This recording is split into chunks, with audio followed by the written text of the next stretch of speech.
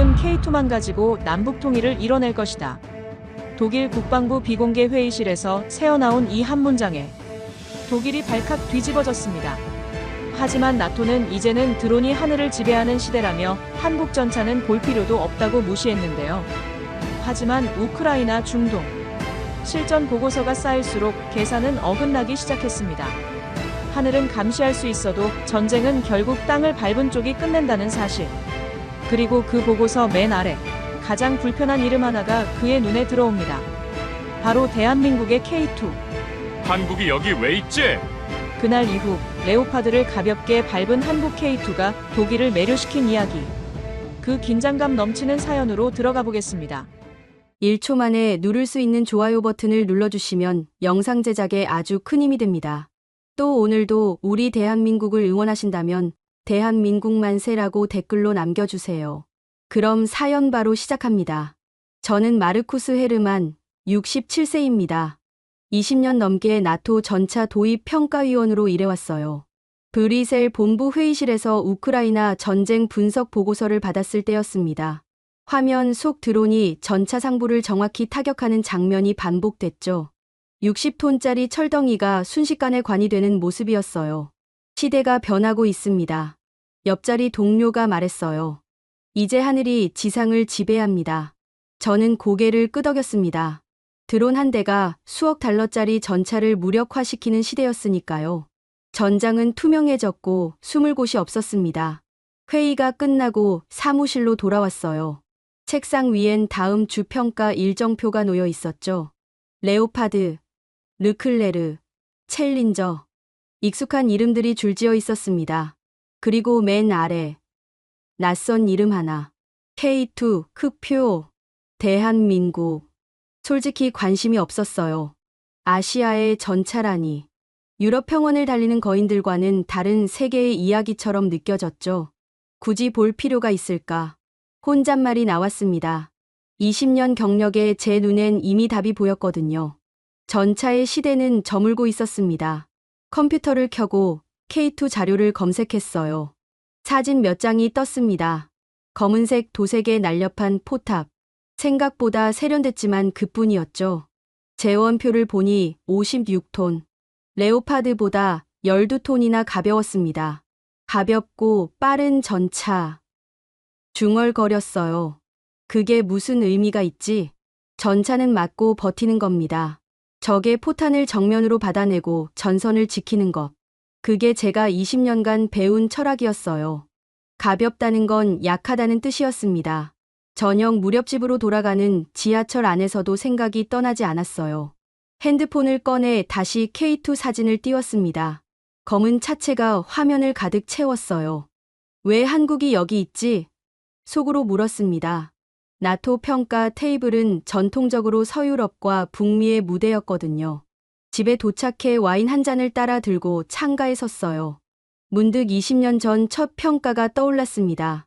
독일 미넨 외곽 시험장에서 레오파드가 언덕을 넘어 돌진하던 모습. 땅이 울렸고 포성이 공기를 갈랐고 저는 그 압도적인 힘에 숨이 막혔죠. 이게 전차구나. 그때부터 전차를 믿었어요. 하지만 지금은 달랐습니다. 드론이 하늘을 메우고 미사일이 수평선 너머에서 날아오는 시대였죠. 전차의 시대는 끝났어. 와인잔을 비우며 중얼거렸어요. 그런데 왜 자꾸 K2가 신경 쓰였을까요? 재원표를 다시 떠올렸습니다. 56톤, 자동장전, 출력 대중량비 27마력.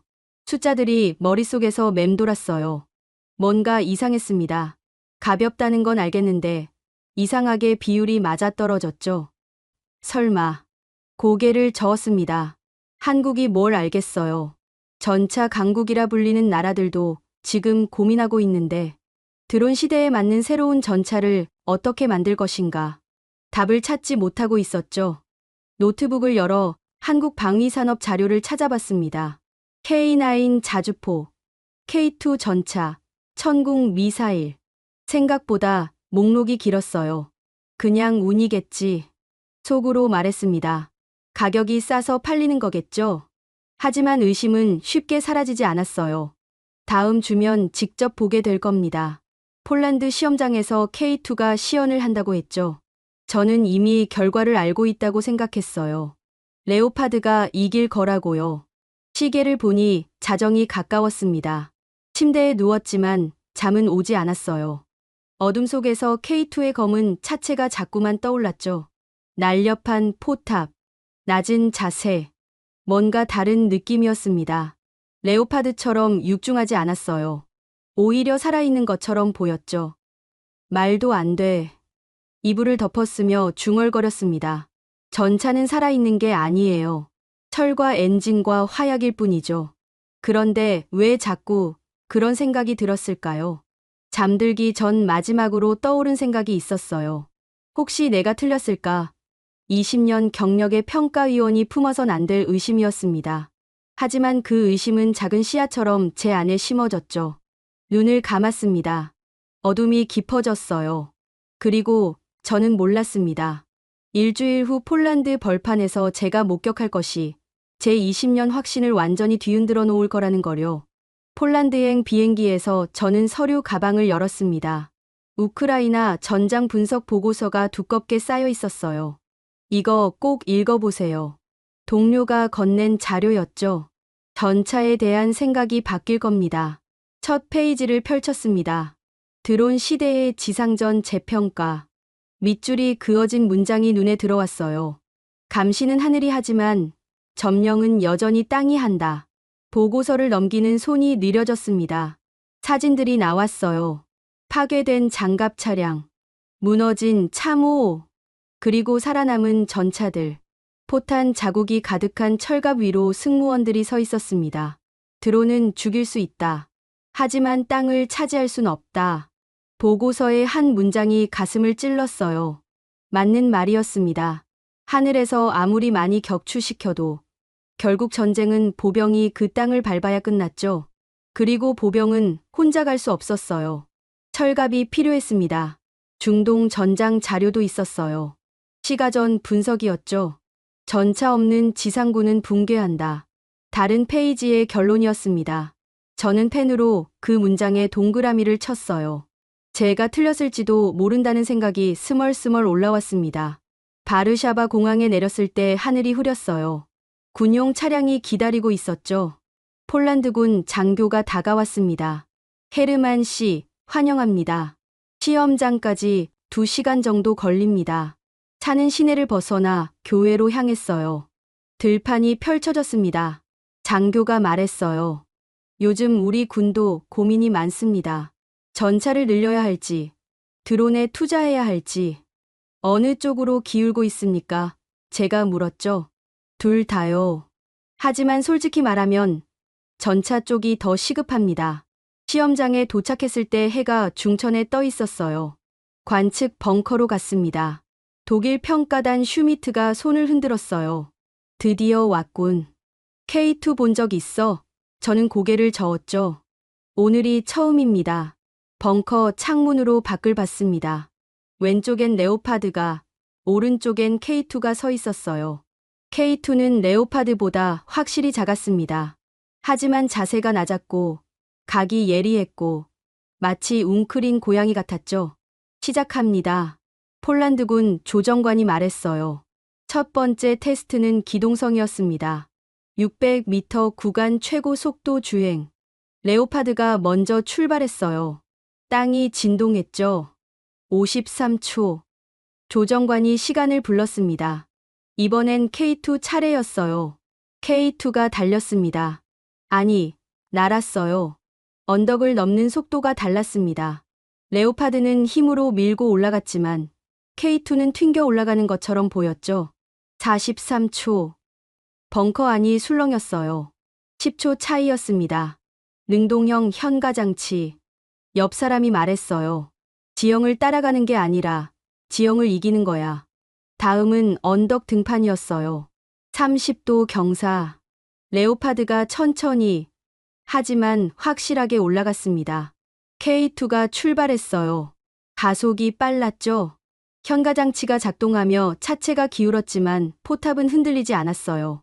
정상에 도착했을 때 K2는 멈추지 않고 반대편으로 내려가며 방향을 틀었습니다. 출력 대중량비가 27마력이라더군. 누군가 말했어요. 레오파드는 24야. 결국 숫자였습니다. 56톤에 1500마력. 비율이 만들어낸 차이였죠.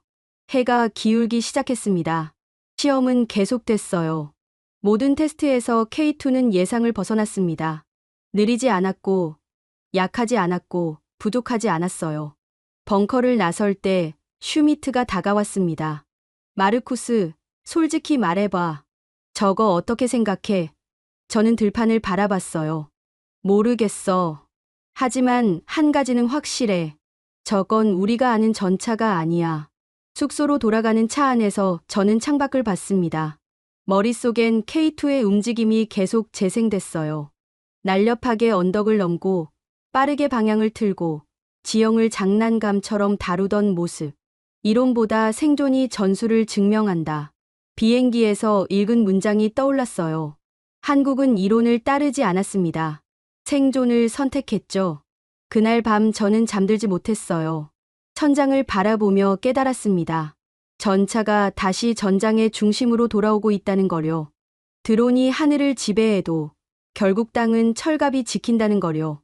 제 20년 확신이 흔들리고 있었습니다.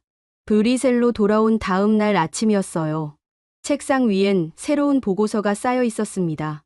나토 주요 전차 전력 비교 분석. 200페이지가 넘는 자료였죠. 커피를 한 모금 마시고 첫 장을 펼쳤습니다. 본론으로 넘어가자 손이 멈췄어요. 전차 성능 순위표가 나왔습니다. 1위는 미국 에이브람스, 2위는 독일 레오파드. 예상대로였죠. 그런데 3위를 보는 순간 펜을 떨어뜨렸어요. 대한민국 K2 흑표 종합 점수 93점. 레오파드와 단 2점 차이였습니다. 말도 안 돼. 중얼거리며 다시 확인했어요. 항목별 점수를 하나하나 읽었죠. 화력 95점. 레오파드보다 높았습니다. 기동성 97점. 에이브람스를 앞섰어요.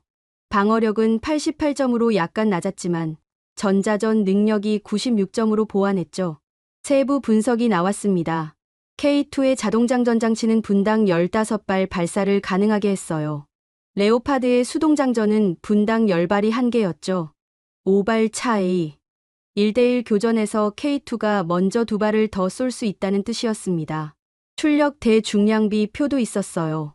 K2는 27마력, 에이브람스 24, 레오파드 24.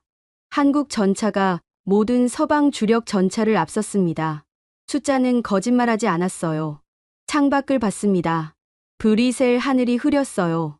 한국이 왜 여기 있지? 혼잣말이 새어나왔습니다. 역사 섹션을 봤어요. 각국 전차 개발 연표였죠. 미국은 60년대부터, 독일은 50년대부터, 그리고 한국 80년대 K1 시작. 40년. 다른 나라들의 절반도 안 되는 시간이었어요. 어떻게 따라잡은 거지? 답은 다음 페이지에 있었습니다. 기술 이전과 독자 개발의 균형. 독일에서 엔진을 배우고 미국에서 사격 통제를 배웠죠. 하지만 거기서 멈추지 않았어요. 배운 걸 개선했습니다. 자동장전은 러시아 방식을 연구해 재설계했고, 능동형 현가장치는 독자 개발했고, KAPS 방호체계는 세계 최초였죠. 수출 실적 표가 나왔어요. 폴란드 1000대, 루마니아 54대, 1000대? 소리 내어 읽었습니다. 믿기지 않았어요. 전화벨이 울렸습니다. 슈미트였어요. 마르쿠스, 보고서 받았어? 목소리가 무거웠죠. 어떻게 생각해? 솔직히. 인정할 수밖에 없을 것 같아. 슈미트가 한숨을 쉬었어요. 우리 팀도 같은 결론이야. K2는 이제 동급이야. 점심시간에 구내식당으로 내려갔습니다. 동료들이 모여 앉아 있었죠. K2 보고서 읽었어? 프랑스 평가단 피에르가 물었어요. 다들 놀랐더군. 놀란 정도가 아니야. 영국 평가단 제임스가 끼어들었어요. 챌린저가 6위라니. 인정하기 싫어하더군. 오후에 회의가 있었어요. 발표자가 말했습니다. 작년 대비 가장 큰 변화는 대한민국의 K2입니다. 종합평가 3위. 나토 회원국이 선택한 차세대 주력 전차예요. 회의실이 조용했습니다. 누구도 반박하지 않았어요. 회의가 끝나고 슈미트와 건물 밖으로 나왔습니다. 솔직히 말해서 그가 입을 열었어요. 우리가 교만했던 것 같아. 유럽이 최고라고 생각했지. 저는 대답하지 않았어요. 그의 말이 맞았으니까요. 한국은 달랐어. 슈미트가 계속했어요. 역사가 짧으니까 겸손했고, 겸손하니까 배웠고, 배웠으니까 빨랐지. 우리가 전통을 지키는 동안 걔들은 미래를 만들었어. 사무실로 돌아왔을 때 이메일이 와 있었어요. K2 추가 평가 계획 수립. 다음 달 한국 창원에서 현장 평가를 진행한다는 내용이었습니다. 한국에 간다. 중얼거렸어요. 지도를 검색했습니다. 한반도가 떴어요. 좁고 긴 땅. 북쪽엔 휴전선이 그어져 있었죠. 38선. 70년 넘게 유지된 분단선. 저 땅에서 K2가 태어났구나. 전쟁이 끝나지 않은 곳. 그들에게 전차는 숫자가 아니었을 겁니다. 생존이었죠. 보고서를 다시 펼쳤어요. K2 3위. 숫자였지만 그 뒤엔 이야기가 있었습니다. 전쟁의 기억, 생존의 의지, 기술의 진화. 한국이 걸어온 길이 그 숫자 속에 담겨 있었어요. 인정한다. 소리 내어 말했습니다. 대한민국은 이제 전차 강국이다. 말하고 나니 가슴이 뻥 뚫렸어요. 20년 확신이 무너진 자리에 새로운 이해가 자리 잡았습니다. 한국행 비행기표를 예약했어요. 다음 달 15일 인천공항 도착. 그곳에서 뭘 보게 될지 몰랐습니다. 하지만 기대됐어요. K2를 만든 사람들을 만나고 그들의 이야기를 듣고 숫자 뒤에 숨은 진실을 알고 싶었죠. 인천공항에 내렸을 때 새벽 5시였습니다. 공항 직원이 기다리고 있었어요. 저는 김지연입니다. 창원까지 함께 가시죠. 고속도로로 접어들자 해가 떠올랐어요. 서울 외곽 풍경이 창밖으로 펼쳐졌습니다. 아파트 숲, 산, 강. 생각보다 산이 많았어요. 한국은 산이 많군요. 김지연 씨가 고개를 끄덕였어요. 국토의 70%가 산지예요. 그래서 우리 전차가 이렇게 설계됐습니다.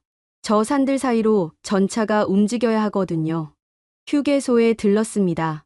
멀리 산맥이 보였어요. 저기가 태백산맥입니다. 한반도를 남북으로 가르는 산줄기죠. 전차 설계할 때 가장 먼저 고려하는 게 저 지형이에요. 레오파드는 평원을 위해 만들어졌죠. 제가 말했습니다. 독일, 북부 평야, 폴란드 벌판, 탁 트인 곳에서 싸우도록요. 김지연 씨가 미소 지었어요. 맞아요. 하지만 한국은 다릅니다. 좁은 계곡, 급경사, 약한 지반. 무거우면 움직일 수가 없어요. 오전 10시쯤 창원에 도착했어요. 현대로템 공장이 보였습니다. 기술진이 기다리고 있었어요. 박철호 수석 엔지니어였습니다. 환영합니다. K2를 보러 오셨다니 영광입니다. 회의실로 갔어요. 스크린에 K2 단면도가 떴습니다. 레오파드와 비교해 볼까요? 화면이 둘로 갈라졌어요. 차이가 명확했습니다.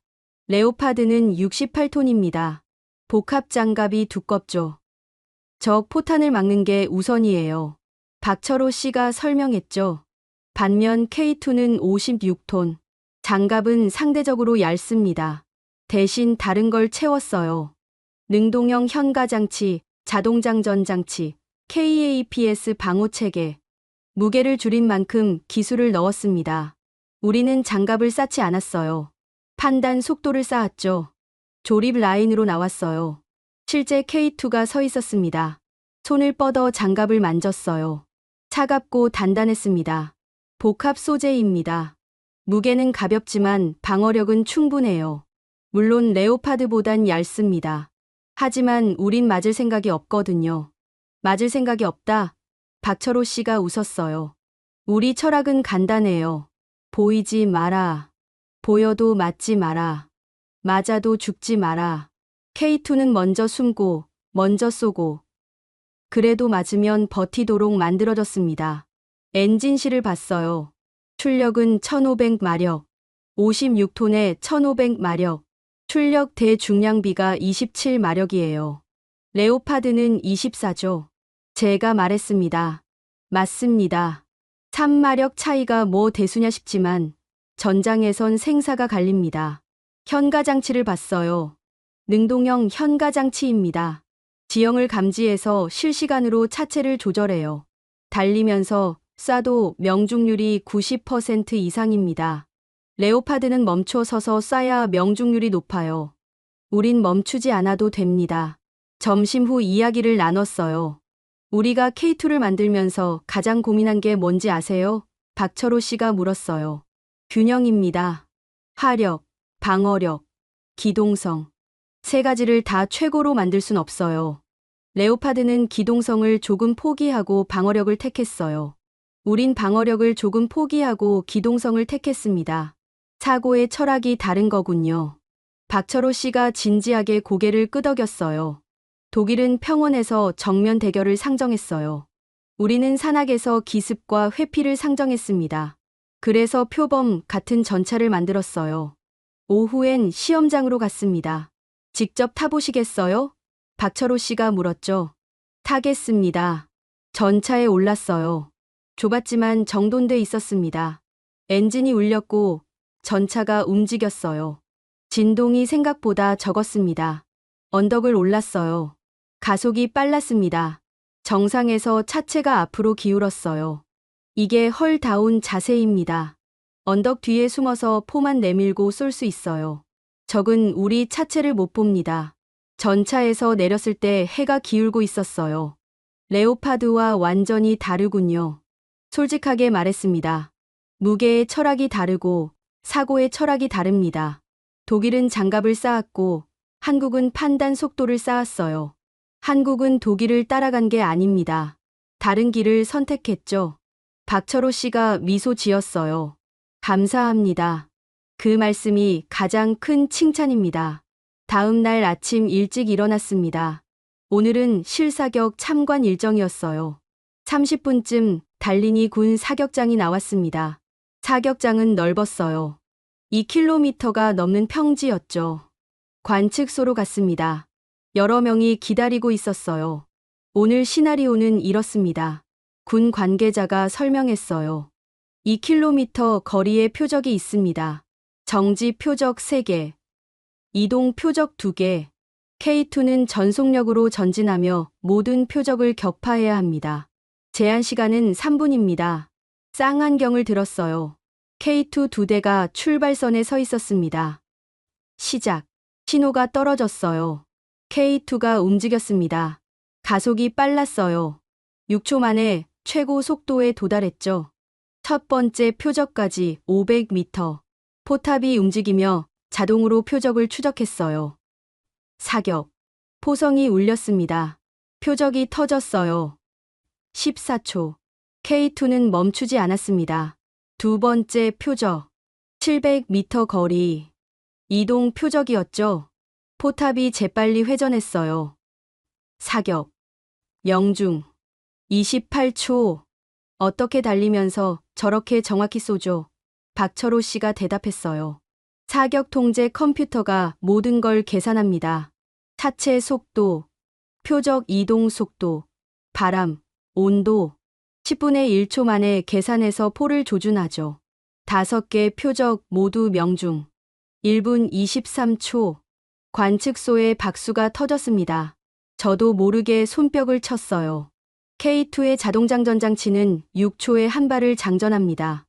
레오파드의 수동장전은 10초가 걸리죠. 4초 차이.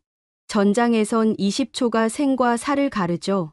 점심 무렵 다른 테스트가 있었어요. 열화상 탐지 능력이었습니다. 어두운 방으로 갔어요. 이건 5km 거리입니다.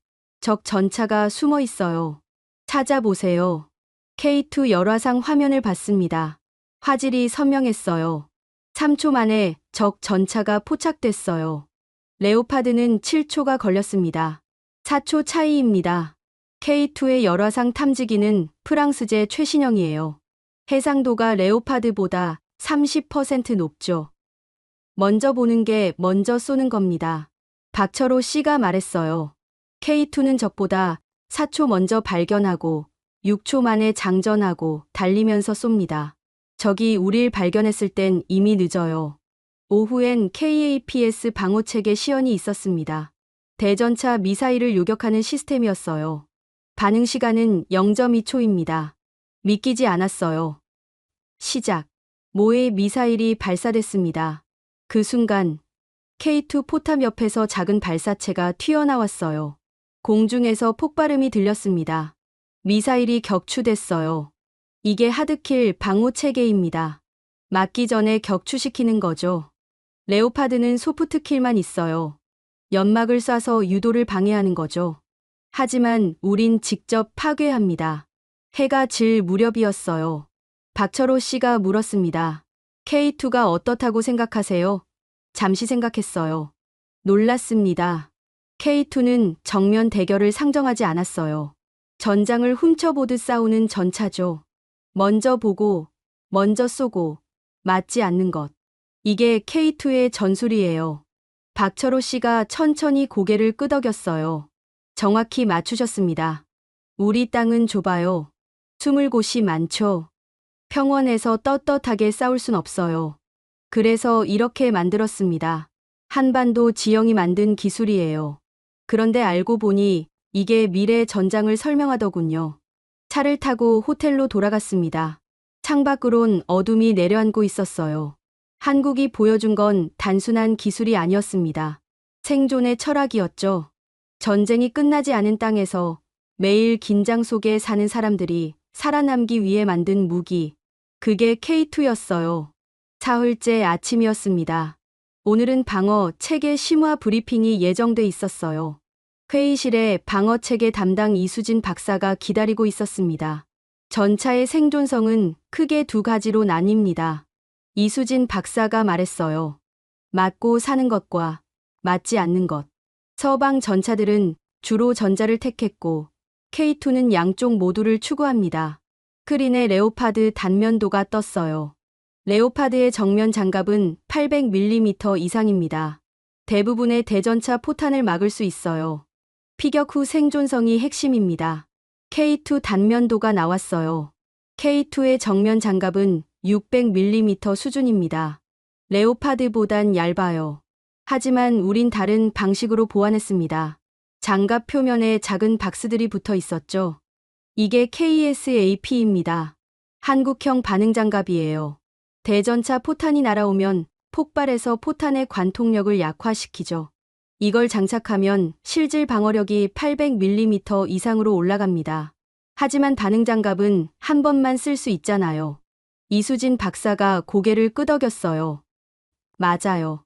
그래서 우린 맞지 않는데 더 집중합니다. KAPS가 그겁니다. KAPS 시스템 구성도가 떴어요. KAPS는 세 단계로 작동합니다. 레이더로 날아오는 위협을 탐지하고 컴퓨터가 궤적을 계산하고 요격 발사체를 쏴서 공중에서 격추시킵니다. 전 과정이 0.2초 만에 이루어져요. 장갑 샘플을 받습니다. 무거웠어요. 겉은 강철이에요. 그 안에 세라믹 타일이 들어가 있죠. 그리고 복합섬 유층, 내층 구조입니다. 레오파드보다 얇은데 어떻게 같은 방어력을 낼 수 있죠? 소재의 차이입니다. 우리 세라믹은 최신 나노 복합 소재예요. 무게 대비 방어력이 기존 세라믹보다 40% 높아요. 피격 시뮬레이션 영상이 나왔어요. 이건 RPG-29입니다. 관통력이 700mm예요. 영상이 재생됐습니다. 미사일이 K2에 부딪히는 순간 KSAP 폭발했죠. 반응장갑이 미사일의 성형작약을 무력화시켰어요. 관통력이 300mm로 떨어졌죠. 레오파드는 맞고 버티는 전차예요. 박철호 씨가 말했어요. 68톤 중 20톤이 장갑입니다. 반면 K2는 맞지 않으려고 합니다. KAPS로 격추하고 기동으로 회피하고 그래도 맞으면 장갑으로 버티는 거죠. 순서가 다릅니다. 점심 후 비교 데이터를 봤어요. 무거운 전차일수록 생존율이 높지만 전술적 성공률은 낮습니다. 이수진 박사가 설명했죠. 그래프가 나왔어요. 50톤대 전차들의 임무 성공률이 가장 높아요. 60톤 이상은 오히려 떨어지죠. 시험 영상을 봤습니다. K2와 레오파드의 기동 회피 테스트였어요. 레오파드 영상이 먼저 나왔어요. 미사일 경고가 울렸습니다. 레오파드가 연막을 쏘고 후진했지만 느렸죠. 미사일은 명중했습니다. 장갑이 버텼어요. K2 영상이었습니다. 미사일 경고. K2가 급가속하며 옆으로 움직였어요. 동시에 KAPS가 작동했습니다. 미사일은 공중에서 격추됐고 K2는 100m를 이동해 언덕 뒤로 숨었어요. 10초도 안 걸렸죠. 레오파드는 제자리에서 버텼고 K2는 움직이며 격추했어요. 결과는 둘 다 생존이지만 전술적 위치는 달라졌죠. 해질 무렵 옥상으로 나갔어요. K2들이 조립 라인에 줄지어 있었습니다. 박철호 씨가 물었어요. K2와 레오파드, 실전에서 붙으면 누가 이길까요? 모르겠습니다. 솔직하게 대답했어요. 평원에서 정면 대결이면 레오파드가 유리할 겁니다. 하지만 산악이나 시가지라면 K2가 유리하겠죠. 결국 지형과 상황에 따라 다를 겁니다. 완벽한 답입니다. 박철호 씨가 웃었어요. 절대 강자는 없어요. 상황에 맞는 무기가 있을 뿐이죠. 하지만 이제 K2는 한반도를 벗어났어요. 폴란드, 루마니아, 터키. 한국식 방어 개념이 21세기 전차 생존 논리로 확산되고 있죠. 석양이 산 너머로 넘어갔습니다. 맞지 않는 전차. 새로운 기준이 생겼군요. 박철호 씨가 고개를 끄덕였습니다. 네. 그리고 그 기준을 만든 게 한국이에요. 마지막 날 아침이었어요. 공항 가기 전 한 곳을 더 들르기로 했습니다. 전쟁기념관이었어요. 박철호 씨가 제안했죠. K2를 제대로 이해하려면 우리 역사를 봐야 합니다. 서울 용산 전쟁기념관에 도착했어요. 6.25 전쟁 전시관으로 갔습니다. 사진들이 벽을 가득 채우고 있었어요. 폐허가 된 서울, 피란민 행렬, 어린 병사들. 1950년입니다. 박철호 씨가 말했어요. 북한이 남침했죠. 3일 만에 서울이 함락됐어요. 우리 군은 변번한 무기가 없었습니다. 중공군 개입 자료가 있었어요. 100만 대군이 밀려 내려왔습니다. 다시 후퇴했어요. 전쟁은 3년을 끌었습니다. 휴전협정이 체결됐지만 전쟁은 끝나지 않았어요. 지금도 휴전 상태죠. 70년 넘게요. 전차 전시관으로 갔습니다. M사 셔먼이 있었어요. 전쟁 때 썼던 미국 전차입니다. 성능이 좋진 않았죠. 우리 땅엔 맞지도 않았고요. 무거워서 다리를 못 건넜어요. K1 전차가 나왔습니다. 80년대에 만든 우리 첫 전차예요. 미국 기술을 도입했지만 한국 지형에 맞게 개량했죠. 51톤. 우리 땅의 다리와 도로를 고려한 겁니다. 그때부터 시작됐군요. 한국식 전차의 철학이. 박철호 씨가 고개를 끄덕였어요. 우린 외국 전차를 그대로 쓸 수 없었어요. 지형이 달랐고 전장이 달랐으니까요. 마지막으로 K2가 있었어요. 실물 크기 모형이었습니다. 2014년입니다. 30년 연구 끝에 나왔죠. 완전히 독자 설계했어요. 이 전차는 수출용이 아닙니다. 박철호 씨가 말했어요. 생존을 강요받아 만들어진 무기죠. 70년 넘게 전쟁 상태인 나라. 그 현실이 K2를 만들었어요. 카페로 갔습니다. 창밖으론 서울 시내가 보였어요. 평화로운 풍경이었죠. 전쟁을 느낄 수 없는 도시군요. 겉으론 그래 보이죠. 하지만 지하엔 대피소가 있어요. 전쟁은 일상 속에 숨어 있습니다. 유럽과 다르군요. 우린 전쟁을 잊었어요. 하지만 한국은 다르네요. 평화가 당연하지 않은 곳. 그래서 우리가 만든 게 K2예요. 평화를 지키기 위한 무기. 역설적이지만 강한 무기가 있어야 전쟁이 안 나요. 각 전차는 자국의 전쟁 경험을 반영하는군요. 레오파드는 냉전의 산물이고 에이브람스는 걸프전의 교훈이고 K2는 한반도의 현실입니다. 박철호 씨가 문장을 완성했어요. 끝나지 않은 전쟁. 그 속에서 살아남기 위해 만든 전차죠. 우리 안보 현실이 기술 경쟁력으로 바뀐 겁니다. 공항으로 가는 차 안에서 창밖을 봤어요. 이 땅에서 K2가 태어났습니다. 전쟁의 기억과 생존의 의지가 만들어낸 철의 표범. 인천공항에서 비행기를 기다리며 노트북을 켰죠. 보고서 초안을 작성하기 시작했어요. 제목은 K2 흑표 생존이 만든 진화. 첫 문장을 썼습니다. 전차는 성능이 아니라 역사다. K2는 한국의 70년 전쟁사가 만들어낸 결과물이다. 비행기가 움직이기 시작했어요. 한국이 작아졌습니다. 저 아래 어딘가에서 K2가 만들어지고 있었어요. 전쟁을 막기 위한 무기, 평화를 지키기 위한 검. 역사가 만든 진화. 브뤼셀로 돌아온 지 일주일이 지났어요. 제 책상은 서류 더미에 묻혀 있었습니다. K2 평가, 보고서를 완성하느라 밤을 새웠죠. 200페이지가 넘는 분량이었어요. 회의 날이 왔습니다. 나토 전차평가위원회 정기 회의였죠. 각국 대표 20여 명이 모였어요. 헤르만 씨, 발표 부탁합니다. 자리에서 일어나 앞으로 나갔습니다. 여러분, 저는 20년 동안 전차를 평가해왔습니다. 그리고 확신했어요. 독일과 미국이 최고라고. 하지만 한국에 다녀온 후 생각이 바뀌었습니다. K2 흑표는 우리가 아는 전차가 아닙니다. 비교표를 보여줬어요. 레오파드는 68톤, K2는 56톤. 하지만 성능은 동등하거나 특정 영역에선 우위입니다. 숫자들을 보여줬어요. 출력 대중량비, 사격 속도, 기동성, 무게를 줄이고 기술을 채웠습니다.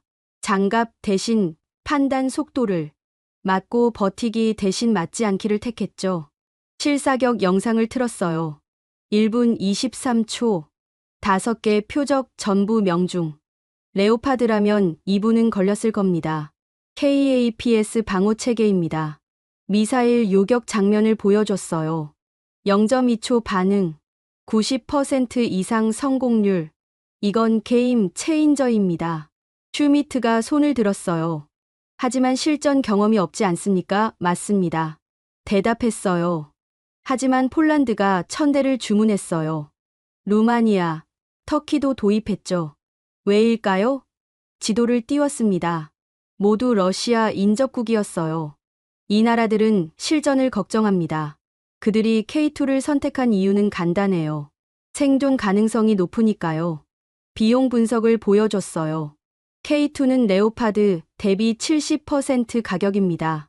가격 대비 성능이 압도적이죠. 수출 통계를 띄웠어요. 지난 5년간 K2 파생형 수출이 급증했어요. 각국이 자국 전장에 맞게 K2를 개량하고 있죠. 결론입니다. 마지막 슬라이드를 띄웠어요. K2는 더 이상 신흥 제품이 아닙니다. 나토 기준에 검증된 주력 전차예요. 21세기 전차의 새로운 방향을 제시하고 있죠. 각국이 K2를 벤치마크하기 시작했어요. 프랑스는 능동형 현가장치를, 미국은 KAPS 유사 체계를 연구 중입니다. 한국은 우릴 따라온 게 아닙니다. 다른 길을 걸었죠. 그리고 그 길이 맞았어요. 마지막 문장을 말했습니다. 레오파드는 강합니다. 지금도, 앞으로도 강할 겁니다. 하지만 K2는 진화하고 있어요. 가장 위험한 무기는 완성된 무기가 아닙니다. 아직 진화를 멈추지 않은 무기죠. K2가 바로 그런 전차입니다. 박수가 터졌습니다. 질의응답이 1시간 이어졌어요. 회의 후 슈미트가 다가왔어요. 솔직히 놀랐어. 내가 이렇게까지 K2를 높이 평가할 줄은. 나도 몰랐어. 하지만 직접 보고 나니 인정할 수밖에 없더군. 일주일 후 보고서가 공식 발표됐어요. 반응은 뜨거웠습니다. 독일 언론이 보도했어요. 한국 전차, 레오파드 아성 위협. 한국 언론도 반응했죠. 나토 평가위원, K2를 차세대 기준으로 평가. 박철호 씨에게서 메시지가 왔어요. 공정한 평가 감사합니다. 기회되면 다시 한국에 오세요. 더 발전된 K2를 보여드릴게요. 한 달 후 폴란드에서 K2 인도식이 있었습니다. 초대를 받아 바르샤바로 날아갔어요. K2 100대가 줄지어 서 있었습니다. 장관이었죠. 행사 후 박철호 씨와 만났어요. 이 광경을 보니 감회가 새롭네요. K2가 유럽을 지키게 됐어요. 아이러니하죠. 한반도를 지키려고 만든 전차가 유럽을 지키고 있다니. 저녁 만찬이 끝나고 발코니로 나왔어요. 박철호 씨가 물었습니다. 앞으로도 계속 진화할 겁니까? 당연하죠. K2A1이 개발 중이에요. 레이저 방어 시스템, AI 사격 통제. 3년 후 나와요. 밤하늘을 올려다봤습니다. 나는 여전히 레오파드를 존중합니다. 하지만 미래를 묻는다면 나는 이제 한국을 봅니다. 박철호 씨가 고개를 끄덕였어요. 감사합니다. 그 말이 가장 큰 인정입니다. K2의 다음 목표는 뭡니까? 무인화입니다. 승무원 없는 전차. 10년 후 목표예요. 기대되는군요. 나이가 들어도 계속 평가위원으로 일하고 싶어요. 그 진화를 지켜보고 싶거든요. 브뤼셀로 돌아온 후 일상으로 복귀했어요. 하지만 뭔가 달라져 있었습니다. 제 시각이 넓어졌죠. 기술은 한 곳에 머물지 않았습니다. 의지가 있는 곳으로 흘러갔어요. 책상 위엔 K2 모형이 놓여 있습니다. 박철호 씨가 선물로 보낸 거였죠. 가끔 그걸 보며 생각해요. 전차는 성능이 아니라 역사라고. K2는 한국의 70년 생존사가 만든 진화라고. 여러분은 언제 기술의 민주화를 느끼셨나요? 특정 나라만 잘한다는 편견이 깨진 순간이 있으셨나요? 이 이야기가 마음에 닿으셨다면 구독과 좋아요 부탁드립니다.